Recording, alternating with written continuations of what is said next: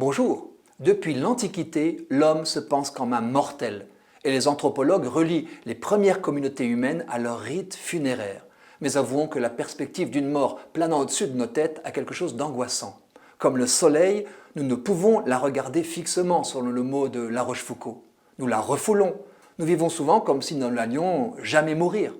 Pourtant, la conscience de la mort inéluctable est une incitation à mieux vivre, à donner du sens à son existence. Bien des personnes ayant frôlé la mort goûtent avec ferveur et simplicité la joie d'être vivants et révisent leurs priorités.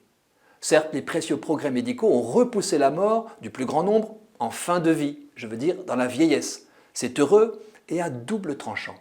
Car la mort est invisibilisée. Les rites de deuil qui nous la rendaient familière ont presque disparu. Aussi, quand s'annonce une fin de vie, peut monter une question. Suis-je capable de mourir ?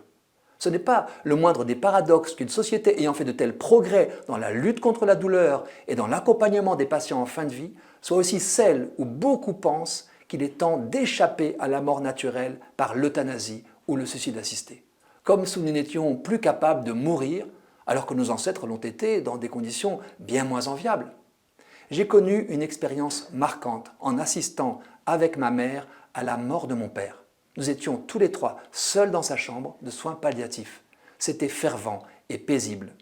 J'ai débattu depuis avec la fille de Mireille Jospin, qui avait eu recours au suicide pour éviter les maux du grand âge.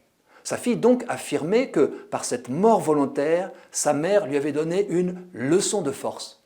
J'ai pu lui répondre que mon père, en assumant sa dépendance jusqu'à la fin, pendant des mois, avec courage, présence et tendresse, nous avait donné une leçon de vulnérabilité, la plus belle à mes yeux qu'un père puisse donner à ses enfants.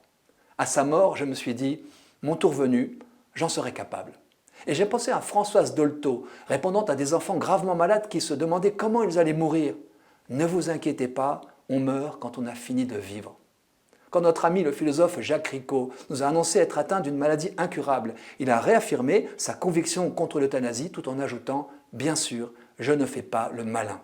Mourir reste un événement dramatique, mais il faut rappeler que c'est un événement possible.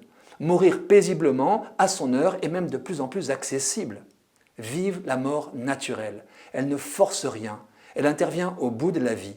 Dans sa phase ultime, il peut se passer mystérieusement beaucoup de belles choses en termes de relations sincères, fortes, inoubliables, même sans parole. C'est pourquoi il faut toujours considérer que quelqu'un qu'on sait à l'article de la mort reste 100% vivant. Jusqu'au lâcher-prise, quand le corps qui s'est battu pour vivre rend les armes et cesse de respirer, quand le cœur qui s'est battu pour battre abandonne la partie.